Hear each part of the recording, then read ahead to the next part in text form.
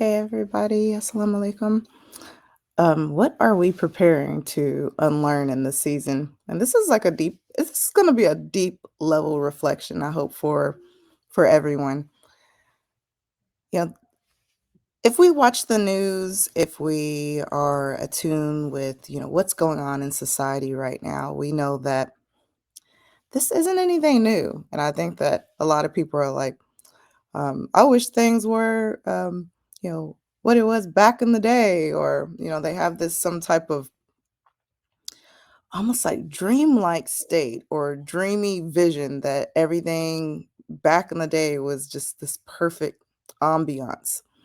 Um, and I have to remind folks that history is so cyclical. We've seen a lot of these same issues that we're going through right now. We've seen them before. They may have manifested in different ways, and have had different footprints. We have social media now, but back in the day, think about during, slavery and, during Jim Crow, the importance of, newspaper writing. Slaves had the North Star, right? A lot of, abolitionists during that time utilized the North Star, which is a publication that individuals used to add even cryptic messages in the publications for people to help navigate and help support individuals um, that were escaping servitude. Um, and we know that there was a huge mistrust of, different media sources, especially when it came to newspapers, etc., even during, colonialist times that took place. And we see that now, right? We see that people are able to utilize data, that are utilizing messages, that are utilizing their biases to sway um, and fabricate and to create narratives and spins on the experiences of others, to create a narrative, to create a fear, to maybe hide information, or to just create some type of imagery or messaging. And this has been seen before. A lot of people are starting to listen up. We as especially as when I say we, I say especially as Black folks. As Black folks, we have seen the devastating impact of how media's absence and also use of bias, and how it has swayed generations upon generations of individuals in their views and beliefs of who we are and what they think we are, right? And I know that now there is this fear, especially from individuals that may not be closely rooted within a historically excluded community, that may not have had the impact or strong impact of media swaying, the beliefs and views of, this, of morality against them. I think there is this fear that now there is a feeling that maybe they're feeling the stain or feeling very similar that a lot of historically excluded communities have consistently felt with the media's use of you know attempting to sway a view of their morality and how they show up in the world. So I say this again, this is a season of unlearning, and if you're going to be a part of it, please be a part of it. And I hope that you all are a part of it. I think everyone ought to be in a space where they are thinking about what biases they have consumed over the years, what traumas they are sitting with, that is impacting how they move, impacting how they interact with certain populations, etc. And also looking at their family structures, looking how they treat their spouses, looking how they treat their neighbors, looking how they treat the land, and their own understanding of their spatial placement in society. I really would love people to learn and unlearn some things about how they've existed. When we think of data integrity, to learn and unlearn The use of data and how even data that has been sponsored by organizations and institutions can also have moments in time where they have been used for bias and unfortunately has impacted different communities. Recently had a great conversation with some folks about diversity, equity, and inclusion, and this view about data integrity, and the importance of data integrity, especially in the season that we're in right now. And there's overwhelming fear of one, the destruction of data that has already been created, and the prevention of being able to have medically accurate and unbiased data from this point forward that are situating the needs and experiences of historically excluded communities. Um, and the fear is real, right? Um, but also, this is an opportunity for us to create spaces, create more opportunities for research, opportunity for more community involved and community engaged and community responsive practices when it comes to research and data analysis. Um, Making sure that we are including populations that maybe we have left from the table. And this is also a time for us to really critically look at the viability and the sustainability of diversity, equity, inclusion in the United States and on a global scale. Diversity, equity, and inclusion has been something that and work that I have been doing for many years, over a decade. And I have been fortunate to be, supported and mentored by some of the best in the United States. And one thing that I will say as a stumbling block of diversity, equity, inclusion is that we create positions within organizations and within systems, and we put the onus and the responsibility of that work on one person, one division, one committee, instead of making sure that a community, a culture, and a system and different divisions that are not related to diversity, equity, inclusion as a whole are still doing the work. When you only have one person championing diversity, equity, inclusion, so if you have a chief diversity officer or diversity officer, etc., when you only have one committee doing the work and feeling like they're responsible for doing the work, it can create division. It can create a lack of holistic responsibility for organization. And I think we're seeing that.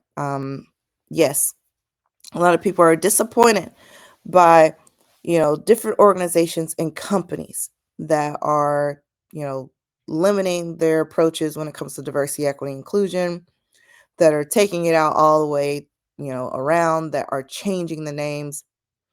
But the people that have been doing the work in diversity, equity, inclusion, such as myself and many other colleagues that I work with that have been, diversity officers for many years, we know that this work, especially within diversity, equity, inclusion, they've been scaling back DE&I work for many, many years. A lot of people are just listening up that this work has been scaling down, right?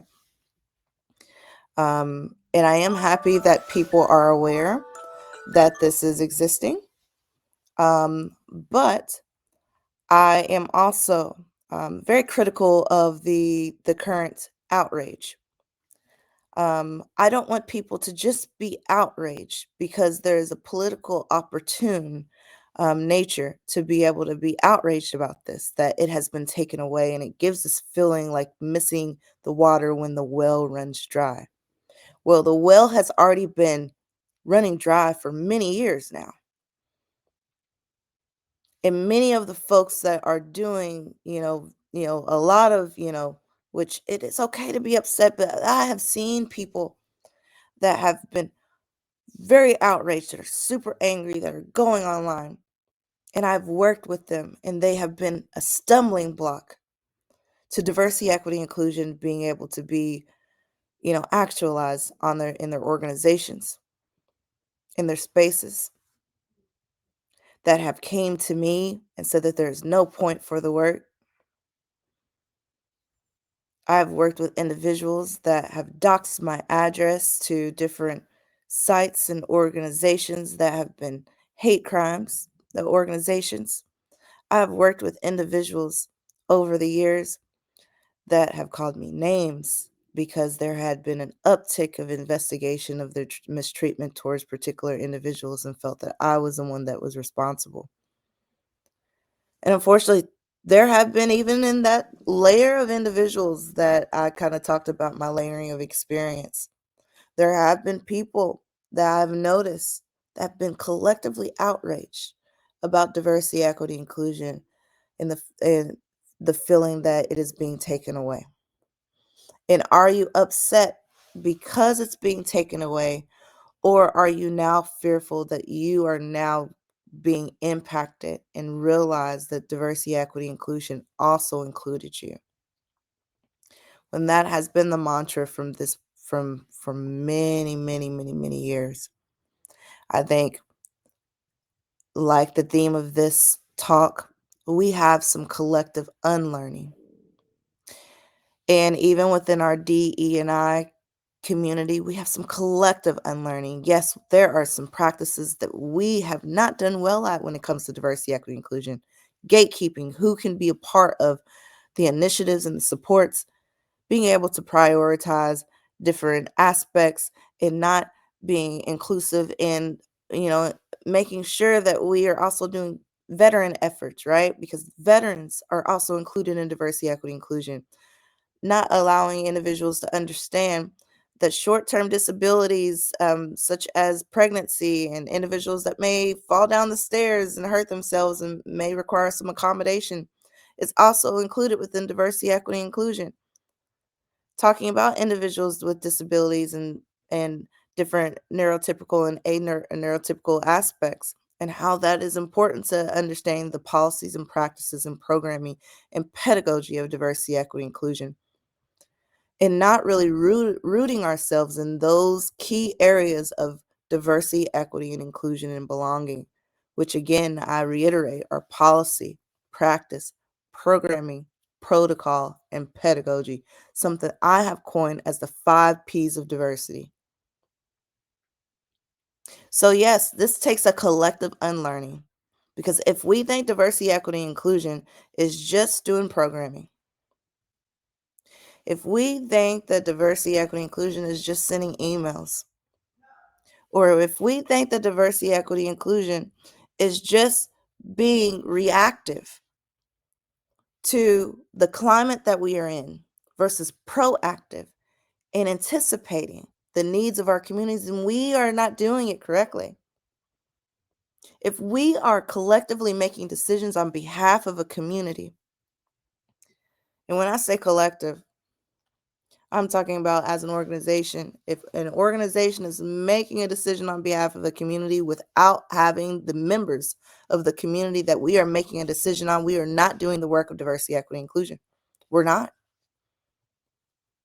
Had a conversation with some folks, and you know they were talking about Skid Row, and asking for some support and advice on working with individuals that are under you know, the lived experience of, being hungry and unhoused, and saying that, there's two camps of people, especially in Los Angeles.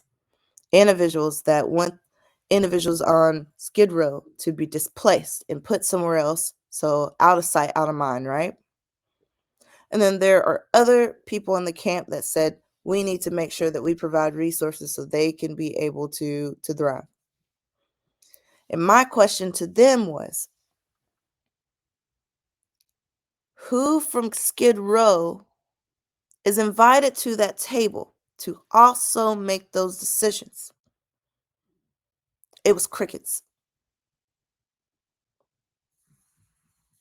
So we are making decisions on behalf of whole communities about their well-being, on their thriving and surviving, without them being present, without anyone that has had a lived experience of actually living on Skid Row.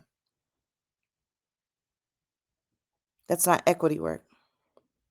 That is still utilizing colonialistic practices to make decisions on behalf of other people just because we think we know what is best for them. We think about our own lived experience and say, this is how I've been able to be successful. This is how I've been able to, show up, or this is how I've been able to be housed and not hungry. Or the problem with these populations is they're not working. But if you go to Skid Row and actually have a conversation with community members, you will find out that many of those individuals have jobs. Many of those people are working at supermarkets. Many of those people are Uber drivers. But due to the conditions in Los Angeles and Los Angeles being so terribly expensive to live in, that many people have no other choice but to find some other means of living, whether it's out of their car or camped out on the side of the road. Or they may say, well, individuals over there in Skid Row or homeless up the street or on South Fig that, are on the Stro that are sex workers, etc. This is their lived experience. This is what they're doing. This is how do you know that? Do you have any lived experience with that? Or are you making generalizations without going into the community and getting to know them? Have you had a conversation with them? Are you inviting them to the table? So I admonish you all to unlearn colonialistic, meritocratic practices and oppressive practices that makes you think just because you are highly educated or you have a experience in this or a work, your title is in this and that you can make decisions on behalf of total populations just because you have a degreed letter. I tell people all the time, I have 2 masters and a doctorate, and I still know nothing because I always want to be an empty vessel where I am always in a space where I am learning. If I ever put myself in a position where I feel like I am knowing everything, and I have done that before, and I have not only not done a great job, but I think about what impact that can have for communities, right? When we think that way, that shows more of our insecurity as a people, that we feel that we have to tote those particular aspects versus how we show up for communities. We should not show up anywhere thinking that we know everything for anybody. This should be a season of unlearning and collectivism. I want individuals of all different calibers. I want all different people of different faiths, different groups, different ideals, different political affiliations to come together in a space to disagree and to agree. And recently I had a group of people say, why would you want people to come into your space or to work with people that are disagreeing with you? You should be around people that only agree with you. Well, how are we going to change as a society if we do not learn how to disagree? If we don't know how to dissent in ways that maintain our dignity and respect and maintain the dignity and respect of others? I don't want to agree with everybody. It's not my goal.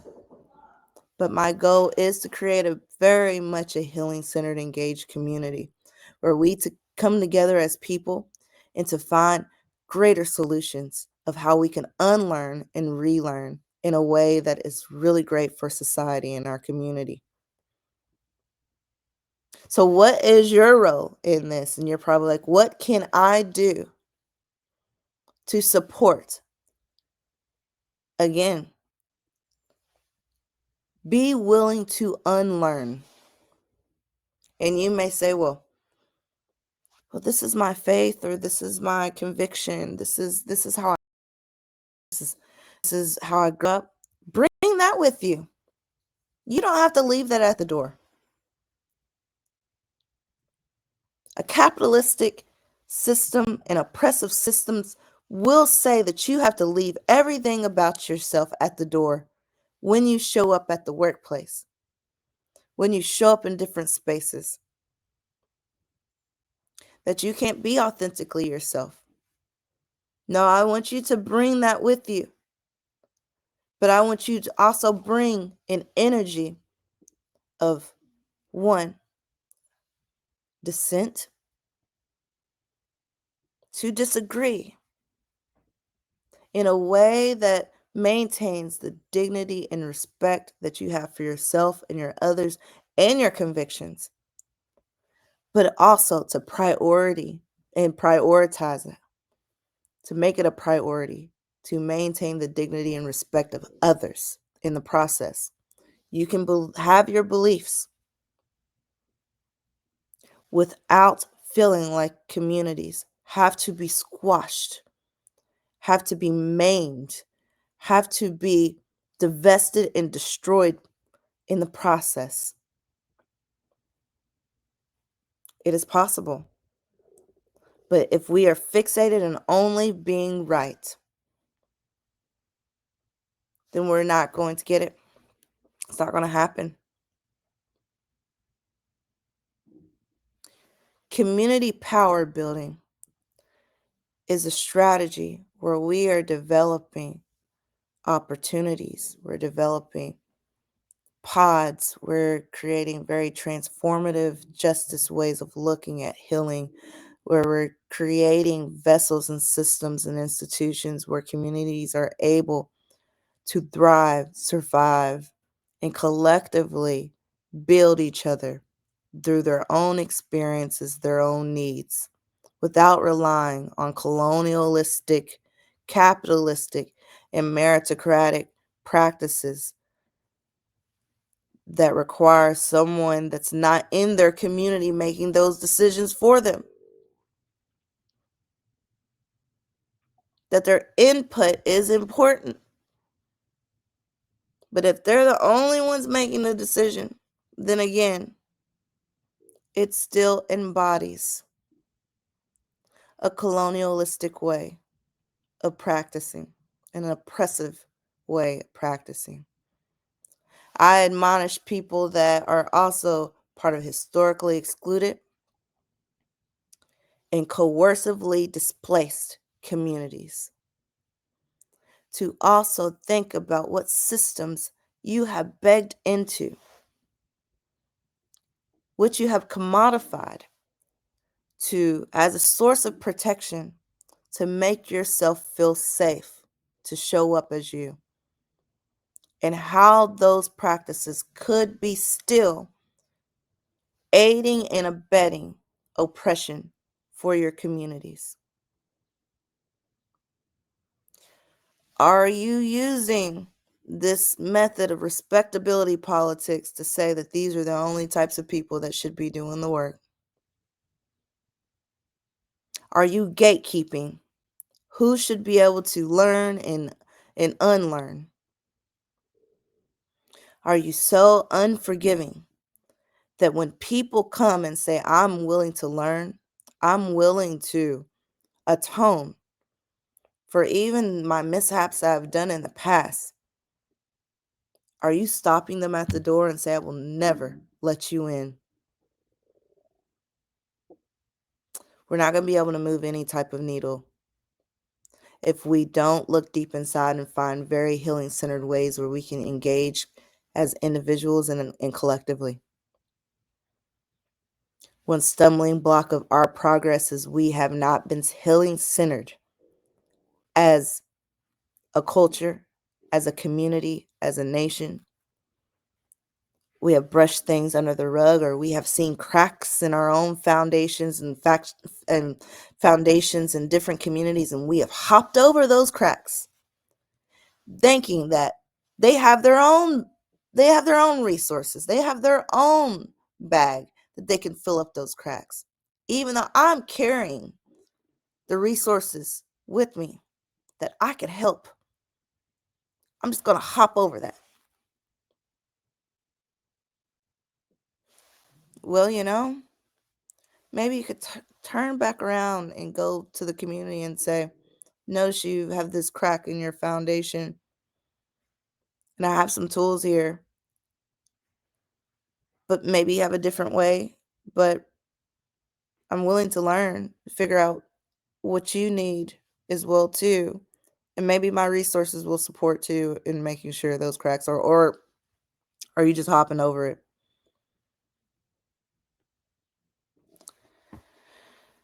We got to approach this differently. And if we're thinking that we're waiting for another Martin Luther King, we're waiting for another Malcolm X, we're waiting for another Harriet Tubman, we're waiting for another Gandhi, we're waiting for another Cesar Chavez, it's not going to happen. And nor should you want it to happen. And I'm not saying that those individuals were not amazing during their time. During their time, they had a special place and a special purpose. We are now in 2025, and the goalpost has shifted. The landscape has shifted. The needs still may be similar because history still has a cyclical nature. But one thing about having a figurehead when it comes to diversity, equity, inclusion, and cultural aspects of change. We know this when we have chief diversity officers. We know this when we have diversity officers and the practices that one person and one group is trying to espouse that is not celebrated by a full workplace community or even a full nation, then it's easy to dismantle by getting rid of the figurehead. That's when we know that when there's assassinations of individuals that are in charge of movements, the fervor and the feeling of change agency dissipates, or there's chaos. What happened when Martin Luther King was assassinated in 1965? What happened? Well, there was the burnings, right? The burnings of the buildings.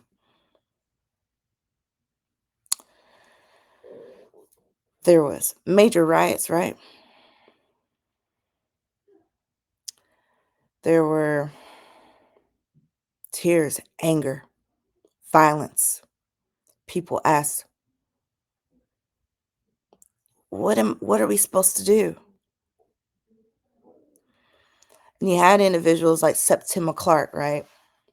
In 1968, he was assassinated. I was thinking of close to my dad's birth, 1965, but 1968, he was assassinated. But and still, what happened in response? People were angry. They were enraged. They felt helpless.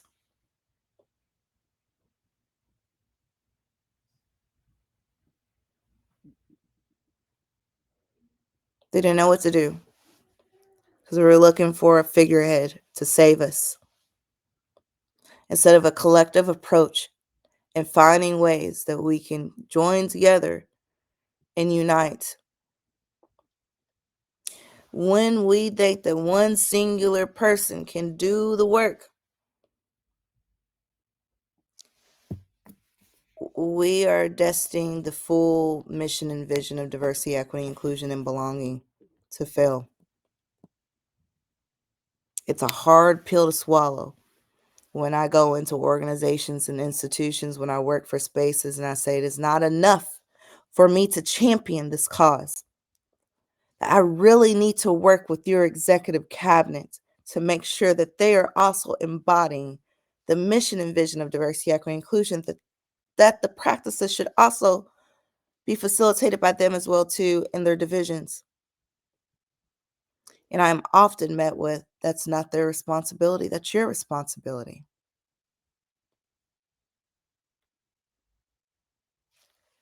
Then diversity, equity, inclusion will always be a failure, because what happens if that position is dissolved? It becomes non-sustainable. Same thing with any social change. We can't continue to wait for a Martin Luther King. We can't continue to wait for a Malcolm X. We can't continue to wait for a Cesar Chavez. We cannot continue to wait for these folks, a one person to tell us what to do. When we have so many people that can collectively come together and say, we can work together in finding ways where we can strengthen our communities. And we should not be waiting when things are taken away, when pain is happening and facilitated. We should be proactively planning instead of waiting for something to implode or explode. Contingency planning is not just for leadership. Contingency planning is also for communities to make sure that they are prepared. And one thing that we are not good at when it comes to cultural change and social change is we don't do contingencies. We rely on the promise that our policies and practices and the shifts in societies and the shifts of, the growth of society, that everything is going to sustain. We had a black president, woo. We had a black vice president, woo. That those optic driven approaches showed that we have healed as a nation. We know that it's very similar to just having a diversity officer for an organization that felt forced to have a diversity officer because there are issues happening in their organization, that they felt that if they had one, then maybe the optics would be different. Maybe people would look at them differently if they had a diversity officer. Maybe it would protect them from some type of issue, or maybe they would be able to become more celebrated and supported by, historically excluded and coercively displaced communities, when the full community itself has not fully invested in cultural aspects of inclusion. So we must say, what can we do to make sure that that happens? And the answer is to begin the process of unlearning and relearning, to be able to be comfortable with discovering and uncovering and challenging the cracks in our foundation. When those cracks are discovered, what do you do in your organization? If you find a crack in your foundation, and if someone finds the crack for you, what's your response? What's your leadership response when those foundations and those cracks are uncovered? Are you defensive? Do you feel that you are attacked when you get a cultural climate survey and there's something negative on there? Do you feel that it's a indication of your own personhood? Or do you take it as a personal challenge as a leader, and as an organizational challenge as leadership, to say we can accomplish this together? And I'm glad that this was found, because we can actually build something stronger.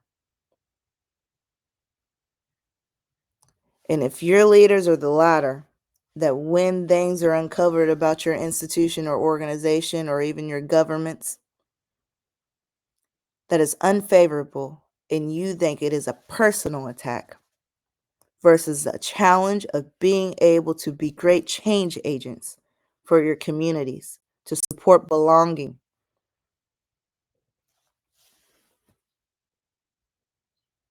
then we have to also take responsibility that we are part of the problem, not just government regulations and irrational fears about diversity, equity, inclusion, that we have been part of the problem, that you may have been part of the problem, but it doesn't mean that we cannot do some reflection and do some supports and do some ways of unlearning and relearning to build something stronger. Great way to find the cracks in your foundation is to do an equity audit. Reach out to me for equity audit for your organization or for your company. That's part of the work of the Gillon Center for our community power building initiatives.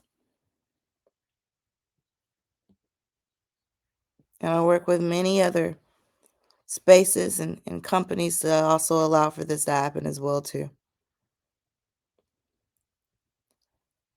You don't know what you don't know.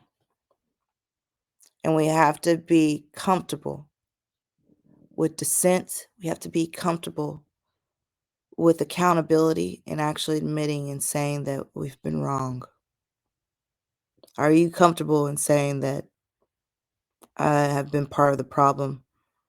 Not just not just an administration, that you're unhappy with what's going on, but reflecting back and saying, wow, these are some practices that I probably could have supported and did a lot better,